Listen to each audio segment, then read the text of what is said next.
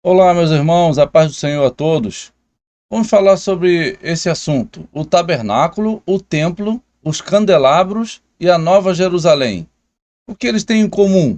Vamos começar aqui com Êxodo 25, que tem a ordem para construção do tabernáculo. E diz assim, o versículo 8: E me farão um santuário, e habitarei no meio deles. Aqui Deus mandou fazer esse tabernáculo, né?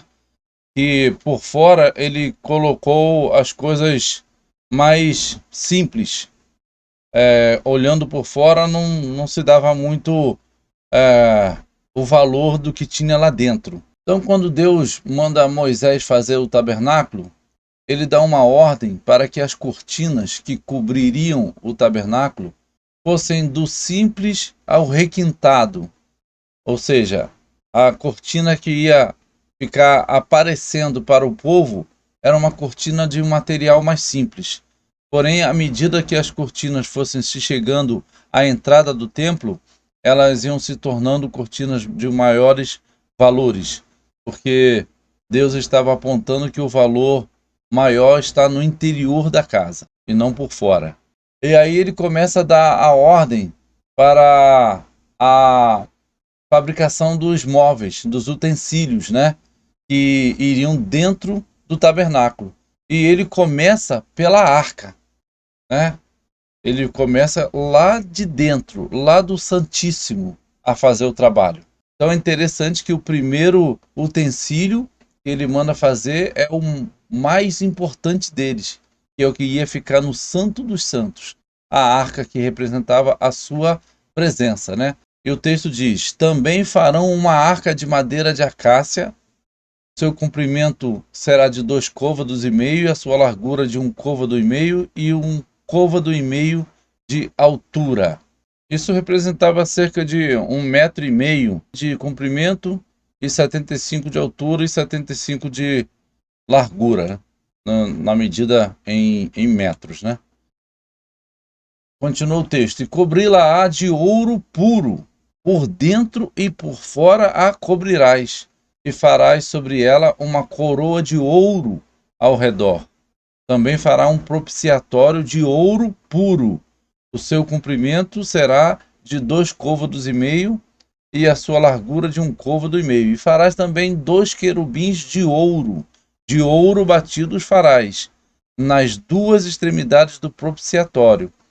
E ali virei a ti, e falarei contigo de cima do propiciatório, do meio dos 2 querubins, que estão sobre a arca do testemunho, tudo o que eu te ordenar para os filhos de Israel. Êxodo 25, 10, 11, 17, 18 e 22. Então, aqui, a arca da aliança, que era a representação maior de Deus, né? Ela ficava no lugar santíssimo, que representa no nosso corpo o espírito, o nosso espírito, né? 2, ela era coberta de ouro por dentro e por fora. 3, tinha 2 querubins feitos de ouro batido, porque era ali que Deus descia para falar com Moisés. Então, olha que capricho, né? Olha que preciosidade que Deus mandou fazer essa arca de madeira de acácia e mandou cobrir de ouro. Guardem isso. Aí ele começa o outro móvel, que é a mesa da proposição. Também farás uma mesa de madeira de acácia. O seu comprimento será de 2 côvados, e a sua largura de 1 côvado, e a sua altura de 1 côvado e meio. E cobri-la-ás com ouro puro. Mais uma vez mandou colocar ouro aqui na mesa da proposição. Também lhe farás uma coroa de ouro ao redor. Então a mesa era coberta de ouro puro. Ficava na parte interna, no santo lugar, que representa no nosso corpo a alma, a nossa alma. Então a arca da aliança no santo dos santos, representando o nosso espírito. Aqui já na área da alma, no corpo humano, está representado como o santo lugar, que aqui ficava então a mesa da proposição, que colocavam ali 12 pães, representando as 12 tribos, né? E esse pão no final de tudo, representa o próprio Cristo, que é o pão da vida, né? Que nós precisamos receber como alimento verdadeiro em nossa alma. E essa mesa coberta de ouro puro, material interno feito com ouro puro como cobertura. Também farás um candelabro de ouro puro, de ouro batido. Se fará este candelabro. O seu pé, as suas hastes, os seus copos, os seus botões e as suas flores serão do mesmo, também de ouro puro, né? Então o candelabro também ficava na parte interna, no lugar santo, representando aqui a alma, e também era feito todo de ouro puro e batido, né? Como se fosse maciço, né? Então, mais uma representação de algo que devemos ter a luz em nossa alma, né? Então, materiais internos, você está vendo que está sendo feito de um material muito mais requintado, que é o ouro, né? Agora, Deus dá a ordem para fazer um altar de sacrifício. E ele diz: farás também o altar de madeira de acácia, 5 côvados será o seu comprimento, e 5 côvados a largura, será quadrado o altar, e 3 côvados a sua altura. E farás as suas pontas nos seus 4 cantos, como chifres, né? Nos 4 cantos. As suas pontas serão do mesmo, e o cobrirás de cobre. Veja que agora se muda o material. E o altar do sacrifício, ele ficava na parte externa do tabernáculo, né? Ele é um utensílio feito já de um material com valor inferior. Então a pergunta é: por que Deus manda fazer esse material com valor inferior e é colocado na parte externa?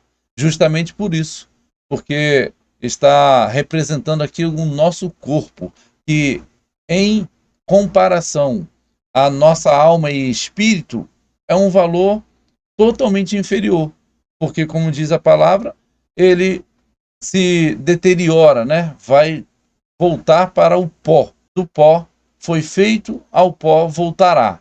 Então, esse altar foi colocado na parte externa, no átrio, porque o nosso corpo é o elemento em nós que serve para sacrifício, sacrifício vivo, ou até mesmo para ser sacrificado, né? Em frente à morte, como muitos irmãos passaram e alguns ainda passam, né? Nesse mundo afora. Então, representa a morte. Então, é colocado na parte externa, feito com um material mais inferior. Agora, após o altar de sacrifício, que é colocado lá na parte de fora, Deus volta para a parte interna do tabernáculo e manda fazer um altar para queimar incenso. E ele diz: e farás um altar para queimar o incenso, de madeira de acácia o farás. Seu comprimento será de 1 côvado e a sua largura de 1 côvado. Será quadrado, os 2 côvados a sua altura. Dele mesmo serão as suas pontas. E com ouro puro o forrarás, o seu teto, as suas paredes ao redor e as suas pontas, e lhe farás uma coroa de ouro ao redor. Êxodo 30, 1-3.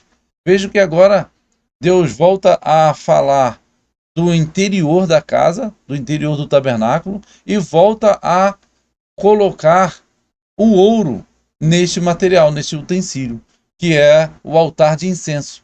O altar de incenso, então, ficava aonde representa a nossa alma, no interior, né? Não está lá aonde é o altar de sacrifício, na parte externa, que representa o corpo. Então, mais uma vez coberto de ouro, porque esse altar era onde os incensos subiam como aroma agradável a Deus, porque representavam as nossas orações. Está aqui em Apocalipse 8:3. E veio outro anjo e pôs-se junto ao altar, tendo um incensário de ouro, e foi-lhe dado muito incenso, para o pôr com as orações de todos os santos sobre o altar de ouro que está diante do trono. Agora Apocalipse 5:8 diz: e havendo tomado o livro, os 4 animais e os 24 anciãos prostraram-se diante do Cordeiro, tendo todos eles harpas e salvas de ouro cheias de incenso, que são as orações dos santos. Então vejam que está bem esclarecido, né, o porquê que Deus colocou esse altar na parte interna, porque era o valor que Deus dá às nossas orações. Então tem que ser feito em algo valorizado, representado, né, como o ouro ali. E esses textos aqui estão falando da figura que Moisés viu no céu e fez aqui na terra, conforme a ordem do Senhor. Agora, mais uma vez, Deus volta para a parte externa do tabernáculo. Então vejamos que Deus é didático, né? Vamos ver mais para frente o porquê dessa didática, que ele começa primeiro pela arca, depois vem ali com o candelabro, vem com os pães, depois vai lá para a parte de fora e depois volta de novo para a parte interna, retorna à parte externa. Então isso tudo é uma didática que vamos vendo daqui para frente. Farás também uma pia de cobre com a sua base de cobre para lavar, e porás entre a tenda da congregação e o altar, e nela deitarás água. Ou seja, ela ia ficar entre o altar de sacrifício e a porta da tenda. Fica ali no meio ali. Passa-se primeiro pelo altar de sacrifício, depois se lava e entra no tabernáculo. Era essa a ordem que Deus queria. E ela era feita de cobre, não de ouro. Um material inferior, ficava na parte externa, como falamos, e representa então aqui o nosso corpo, né, que era para a purificação das mãos e pés dos sacerdotes, para que eles não entrassem ali impuros, sem lavar as mãos e os pés, após o sacrifício, né, e fossem mortos. Então representa que o nosso corpo precisa estar, né, cuidado, lavado, como o templo do Espírito Santo, mas apontando para entrarmos na alma, né? E sermos ali mais íntimos do Senhor e finalmente alcançarmos o nosso espírito, que é onde entramos verdadeiramente em contato com o Senhor, onde Deus fala conosco, que é já no Santíssimo, aonde a arca está. Então eles tinham que fazer isso para que eles não morressem. Essa era a ordem do Senhor. Então aqui agora fizemos uma representação que eu acho que você vai entender bem. A ordem de fabricação dos utensílios do tabernáculo apontava para Jesus na cruz. Aqui nós vamos trabalhar com essa interpretação de que o primeiro utensílio que Deus mandou fazer foi a Arca da Aliança, que representa Ele mesmo, a sua presença, né, ali no tabernáculo. E vejam que está como uma cruz à disposição dos móveis dentro do tabernáculo. E também vamos ver aqui a ordem de fabricação, né? Primeiro faça isso, depois faça aquilo, depois faça aquilo outro. Então, primeiro a Arca da Aliança, que representa o próprio Deus e estava lá no Santo dos Santos, né? No lugar santíssimo. Depois, Deus vem e manda fazer os pães da proposição, que está aqui, ó, no lado esquerdo, digamos assim, da cruz, nessa representação, que pode representar Jesus sendo pregado à sua mão esquerda por nós, lá na cruz. Jesus que é o pão da vida, né? Ali ele estava tendo já todo o seu sacrifício, de todo o seu corpo, era todo o tabernáculo.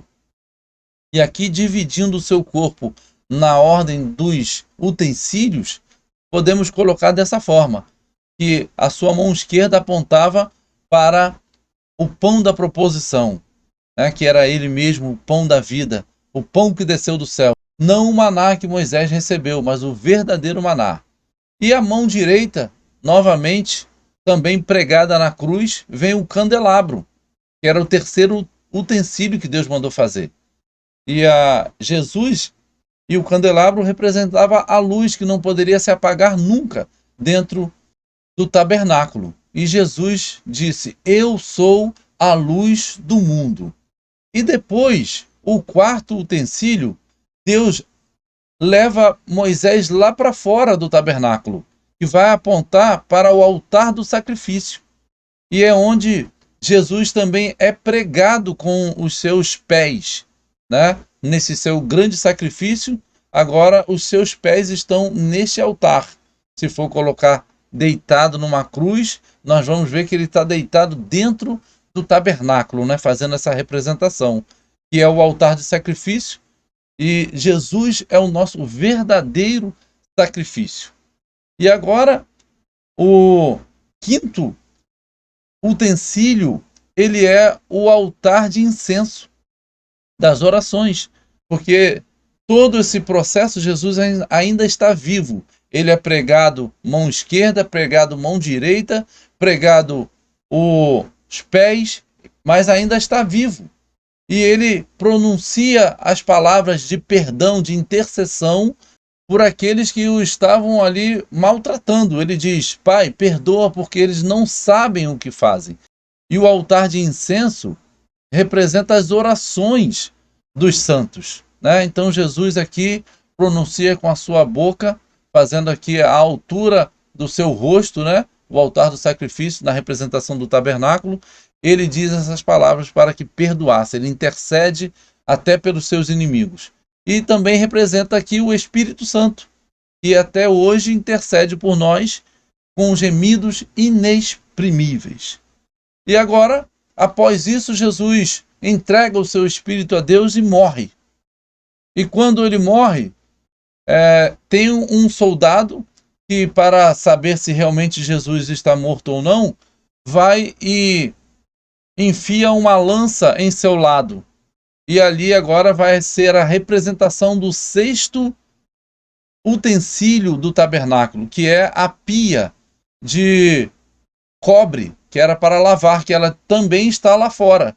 Então, após o altar de incenso, Deus volta lá para fora e cria a pia, que agora é o momento em que Jesus, já morto, derrama água e sangue do seu corpo, que é para lavar e purificar os nossos pecados, né? Como diz ali, o sexto utensílio, que era a pia de cobre. Como podemos ver aqui, a pia de cobre, bem perto do lado onde Jesus foi ferido, nessa nossa interpretação, né?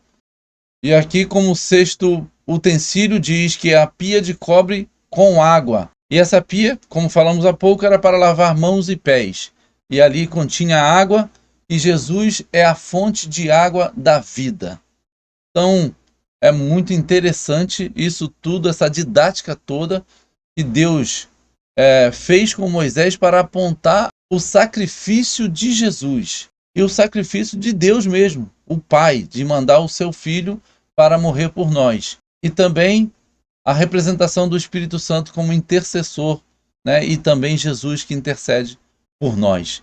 Então é interessante, né, essa didática de Deus para que entendamos tudo o que ele colocou no passado é para representar algo como sombra para a verdadeira realidade, né? A luz que está em Jesus Cristo.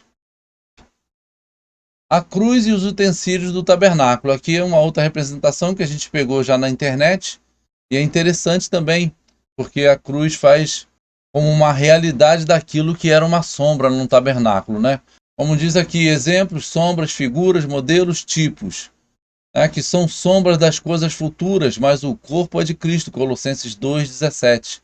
Então veja aqui o altar do sacrifício, aí tinha aqui a pia, aí vem o candelabro, o altar de incenso, pães da proposição e aqui a arca da aliança.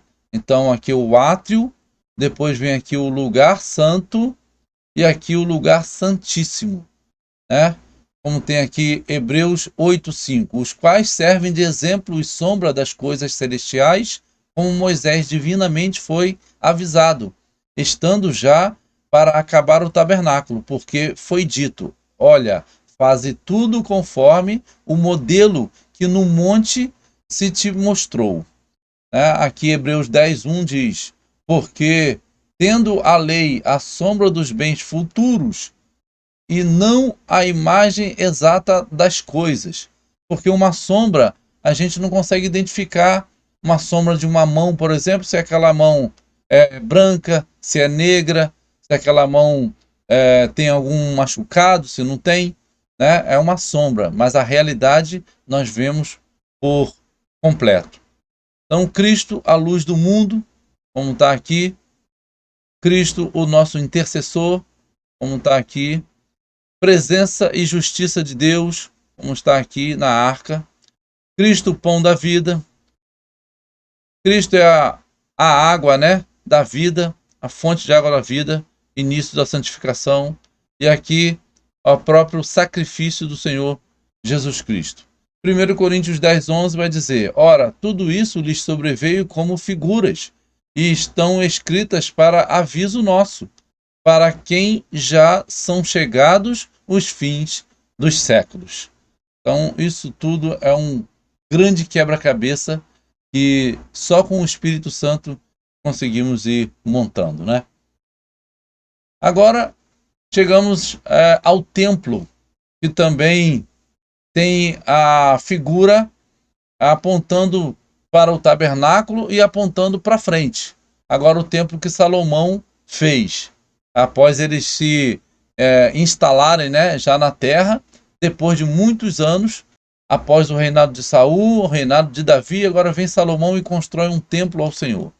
E Deus também havia dado a planta a Davi, porém Salomão é que construiu. E diz assim 1 Reis 6, 20-22.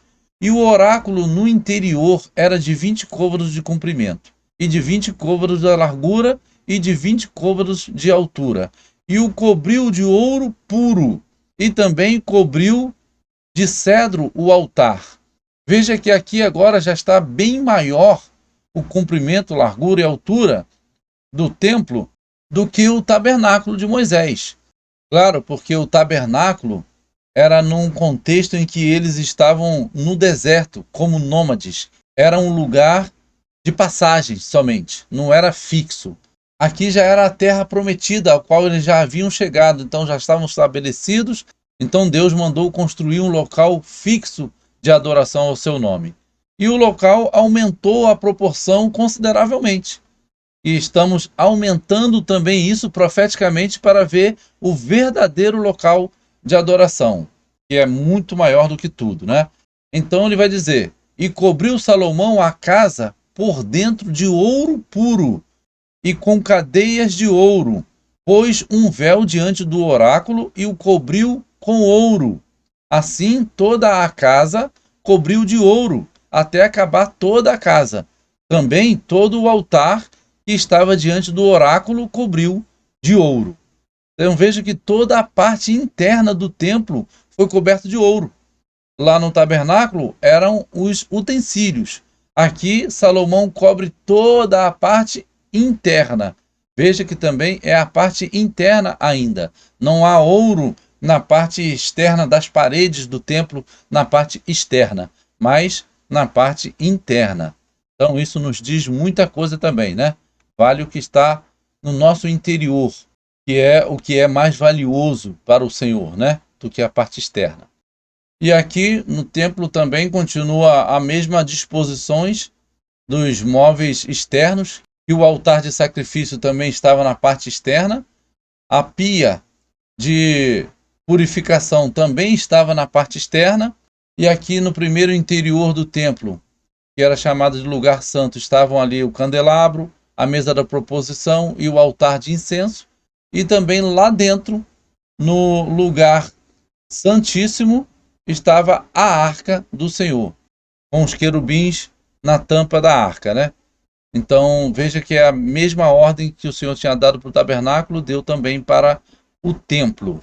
E agora tem em Apocalipse o significado mais amplo do que representa o candelabro, né? Diz assim em capítulo 1, versículo 20: quanto ao mistério das 7 estrelas que você viu na minha mão direita, e quanto aos 7 candelabros de ouro, as 7 estrelas são os 7 anjos das 7 igrejas, e os 7 candelabros são as 7 igrejas.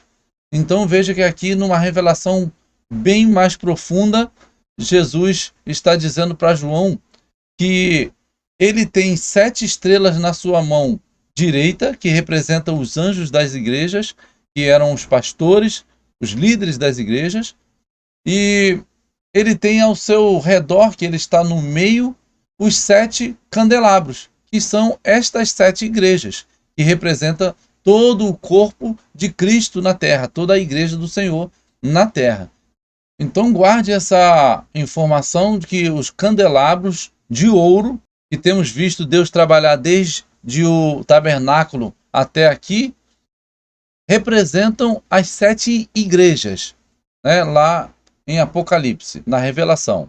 Então estamos vendo que esse material, o ouro, né, ele está presente. Ele é o que liga toda essa imagem que Deus está tratando didaticamente para que nós possamos entender. O ouro estava lá no tabernáculo, o ouro estava no templo de Salomão, e agora aqui os candelabros de ouro em Apocalipse. E também o candelabro que estava desde lá de trás até o fim de todas as coisas. Aqui agora vamos ver e falar sobre a Nova Jerusalém de ouro puro. E diz assim: e eu, João, vi a santa cidade, a Nova Jerusalém, que de Deus descia do céu, adereçada como uma esposa ataviada para o seu marido. E ouvi uma grande voz do céu que dizia: eis aqui o tabernáculo de Deus com os homens, pois com eles habitará. E eles serão o seu povo, e o mesmo Deus estará com eles, e será o seu Deus. A muralha era feita de jaspe, e a cidade de ouro puro, semelhante ao vidro puro. As 12 portas eram 12 pérolas, cada porta feita de uma única pérola. A rua principal da cidade era de ouro puro, como vidro transparente. Apocalipse 21, 2, 4, 18 e 21. Então veja que a Nova Jerusalém, que está aqui dizendo que é a própria esposa do Cordeiro, ela está comparada aqui com o tabernáculo. Diz aqui, ó, eis aqui o tabernáculo de Deus. Por quê? Porque Deus descia lá na arca, onde era colocada dentro do lugar santíssimo no tabernáculo, para falar com Moisés. Lembram disso? No meio dos querubins, na tampa do propiciatório. Então aqui está fazendo a ligação com o tabernáculo, que faz ligação já diretamente com a Nova Jerusalém, que está mostrando aqui para nós que é a noiva do Cordeiro, né? A esposa do Cordeiro. E vai dizer aqui que ela é também uma cidade de ouro puro. Agora, vejamos como cresceu. No tabernáculo, era só alguns utensílios de ouro. No templo, toda a parte interna era ouro. E aqui agora já temos uma cidade de ouro, né? Onde a rua principal da cidade era ouro puro, transparente. Aqui, apesar de eu estar sempre nos meus estudos apontando para a igreja do Senhor como a Nova Jerusalém, e aqui seria tudo uma representação, né, da Nova Jerusalém, do valor que Deus dá à sua igreja, eu também não fecho totalmente a possibilidade de que possa haver a cidade, né, a própria Jerusalém renovada lá em Israel, onde será o quartel-general, digamos assim, né, o palácio real do nosso Senhor Jesus Cristo. Porém, essa questão do ouro, do vidro transparente, isso tudo para mim é uma simbologia da pureza, da clareza, da transparência, sem pecado algum por dentro e por fora, da própria noiva, da esposa do Cordeiro da igreja, já com o seu corpo glorificado. Então, para mim, é esse o apontamento, né? É uma conclusão provisória, digamos assim, porque ainda não temos total revelação. Eu acho que ainda ninguém tem, né, total revelação, porque é uma coisa progressiva que o Senhor vai dando ao seu povo. Então, eu vejo dessa forma, que é aqui uma representação do grande valor. Então, agora já estamos chegando a algo muito maior, que é uma cidade, né, toda de ouro, representando aqui todo esse apontamento desde o tabernáculo para a igreja de Cristo, o corpo do nosso Senhor Jesus Cristo, né? Na sombra, né, profeticamente falando, o ouro era só no interior da casa. E agora, na realidade, toda a casa é de ouro. Veja aqui, né, como falamos, o tabernáculo, com ouro em alguns utensílios. Aqui, o templo com ouro coberto todo por dentro. E aqui, o candelabro, ele era todo de ouro. Não tinha parte interna ou externa, ele era maciço. Toda uma peça só de ouro. E representa esses candelabros a própria igreja do Senhor Jesus Cristo, porque Jesus estava se colocando como aquele que está no meio dos candelabros, dos 7 candelabros, no meio da igreja, como diz Apocalipse 1:20. Os candelabros são as igrejas do Senhor, representação das 7 igrejas da Ásia. Então, a verdadeira Nova Jerusalém. Aqui está uma representação do que João viu, né? Uma cidade descendo. Aqui é uma cidade de ouro, né? Aqui já vai nos trazendo a realidade de que essa cidade fala da igreja do Senhor Jesus Cristo, que é o candelabro, e aqui a própria verdadeira imagem da Nova Jerusalém, que é a própria igreja do nosso Senhor Jesus Cristo, que é algo fora do comum. Está já com o corpo glorificado, significa que venceu, né? Aquele que alcançou a verdadeira vitória de estar com o seu corpo glorificado e ser parte do corpo de Cristo, lá na eternidade, né? Já a partir da volta de Jesus Cristo. Isso é um grande privilégio. E aí vai dizer que não haverá mais maldição. E diz o texto de Apocalipse 22, e ali nunca mais haverá maldição contra alguém, e nela estará o trono de Deus e do Cordeiro, e os seus servos o servirão. Então aqui pode estar falando do próprio corpo de Cristo, nós, né? E em nós não haverá mais maldição, não haverá mais dor, mais choro. O nosso corpo será um corpo espiritual, né? Diferente desse que nós carregamos, que é um corpo da matéria, do barro, né? E diz, e verão o seu rosto, e nas suas testas estará o seu nome. Veremos o rosto de Jesus Cristo, o rosto de Deus, né? Estará o nome dele em nossas testas, em nossa mente teremos agora não mais como aqueles que receberam em suas testas a marca da besta, mas receberemos em nossas testas o nome do nosso Senhor Jesus Cristo, o nome do nosso Deus. E ali não haverá mais noite, e não necessitarão de lâmpada nem de luz do sol, porque o Senhor Deus os ilumina e reinarão para todo o sempre. Aqui não quer dizer que necessariamente não haverá mais sol, né, o astro sol, mas que nós seremos uma luz tão grande, espiritualmente falando, né, em nosso corpo físico já glorificado, que não necessitaremos mais de sol. É uma comparação, né, que está fazendo aqui com a luz do sol com relação à luz que estará em nós, que é o próprio Senhor Jesus Cristo. Nós não teremos mais noite em nós, né? Será tudo uma clareza, uma iluminação completa. Assim será a nossa vida para sempre, porque estaremos já com o nosso corpo glorificado, corpo todo de luz. Como Jesus falou, se os teus olhos forem bons, haverá grande luz na sua parte interna. Então, nós seremos totalmente iluminados. Essa é a ideia aqui do texto. Eis que presto venho.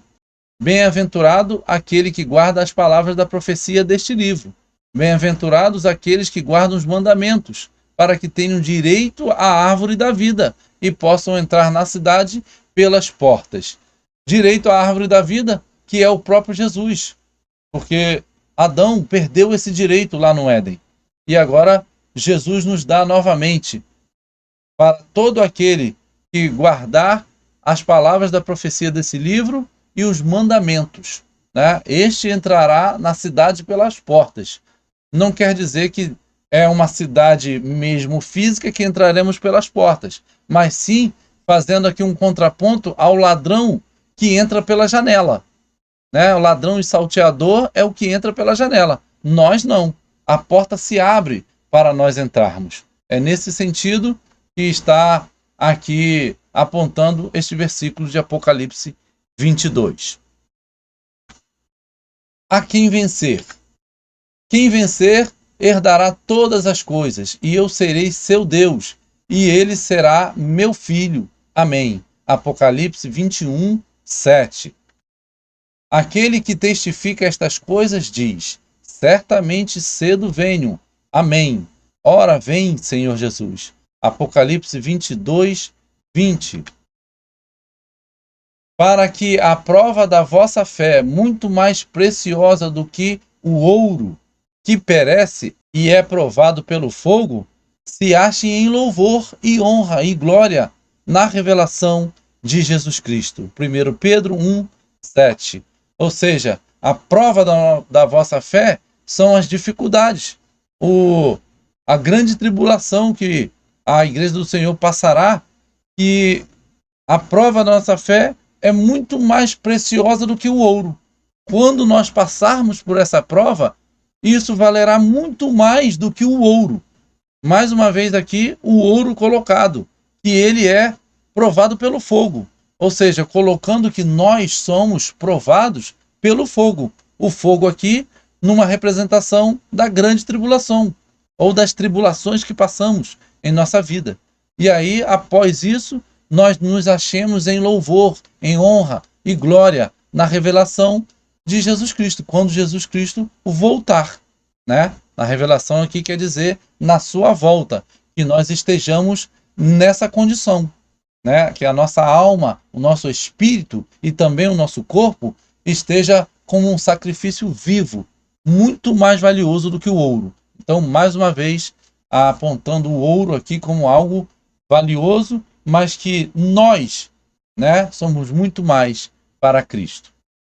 Ser fiel até a morte, e dar-te-ei a coroa da vida. Apocalipse 2, 10. Bom, chegamos ao final de mais um estudo. Espero que os irmãos tenham entendido que o tabernáculo, ainda que em um momento passageiro no deserto, tinha ali o ouro em seus utensílios, que apontava para quando chegasse em Canaã, se fizesse em Jerusalém, no final de tudo, o templo de Jerusalém, por Salomão, com todo o seu interior coberto de ouro, e depois apontava em Apocalipse para os candelabros feitos em ouro maciço, que era a representação da igreja, e no final de tudo, para a grande cidade, a Nova Jerusalém, de ouro, como vidro cristalino, transparente, que é o nosso corpo glorificado diante do Senhor.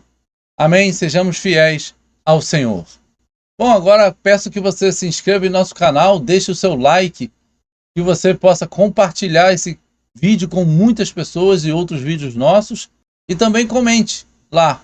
Isso nos ajuda muito com a plataforma do YouTube. A paz a todos.